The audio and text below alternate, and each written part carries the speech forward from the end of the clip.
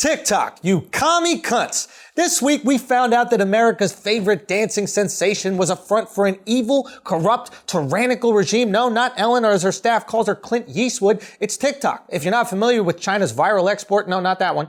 No, not that one. No, not that one. Guys, what the fuck is going on over there? Y'all are slinging more viruses than the Showtime Lakers. Speaking of fast breaks, TikTok is a social media platform that proves that white people can dance if they're left alone in their room and a black kid does it first. The most popular Chinese app since Spring Rolls got more downloads than Riley Reid's throat. Yikes. And now Yosemite Sam is calling it a national security threat. Security threat? I understand banning TikTok for being an endless scroll of preteens dropping it to Doja Cat, or as Bill Clinton calls it, Uber Eats, but how is it a security threat? Well, it's an oolong story, but when it comes down to data, apps have strong pull-out game, usually just to sell you purses, right, Bron?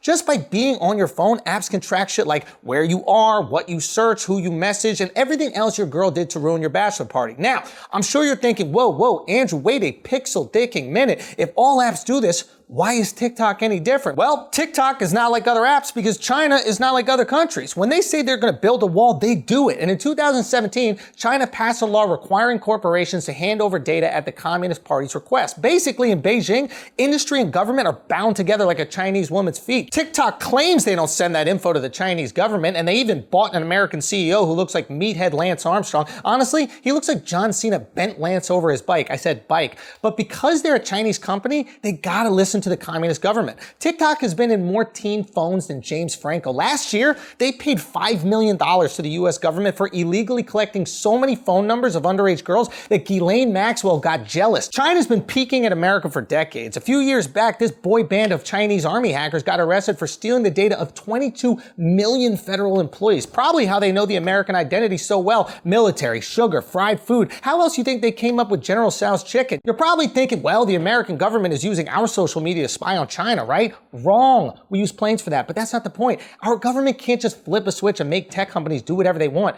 Our government doesn't censor social media. Social media censors our government. Remember when the FBI wanted inside that terrorist iPhone? Apple told them to kick rocks. We have a separation between government and corporations, unless of course you're Halliburton's hollow-hearted human hunter Dick Cheney. And the other reason why we can't use our social media to spy on China is because China banned all our social media. Yeah, they banned all American apps. That's right. They don't have Google, no Twitter, no Uber. They can't watch all the amazing free and funny content on YouTube and Instagram. They've sent back more apps than Gordon Ramsay. The only Chinese thing Mark Zuckerberg is looking inside is his wife. But yet somehow America's Little Red Riding Hoods are suggesting that Trump is banning TikTok due to xenophobia. What?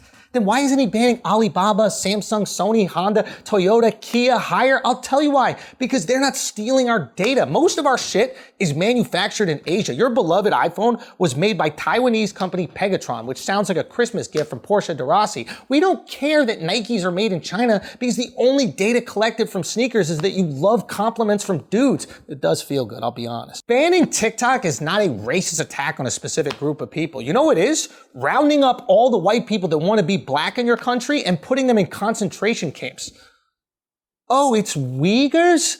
I was confused. Well, look, that's racist. And let me be clear, this isn't about Chinese Americans. This isn't even about Chinese people in China. This is about the Chinese government. Because not only is China banning their own people, they're banning their own apps. They even banned TikTok. Yeah, in China, they use the Chinese version of TikTok called Douyin, probably because they're doing some shady shit. God, they love shade. So, if they're censoring and controlling the content of their own apps in China, what do you think they'll do over here? I'll tell you, the same shit, and it's already happening. After Reddit took $150 million from China, posts about Hong Kong just started disappearing like Uyghurs walking to work. I mean, even LeBron James can't talk about China because they'll hit him where it hurts. So, if they're already censoring us, how bad could it get? Well, if you think Russia impacted our election with a few Facebook ads, imagine if Russia owned Facebook. Yeah, with the rise of TikTok, China could easily spread their ideologies and customs like communism or squatting to smoke a cigarette. Not to mention, China has every DM and stupid video that these 18-year-olds are posting, which they could use as blackmail to force future politicians, judges, and businessmen to do their bidding. You know damn well our first female president is probably pussy popping a pop smoke right now. And look, maybe I'm being an alarmist, but I know how good they are with Dance Dance Revolution. So what do?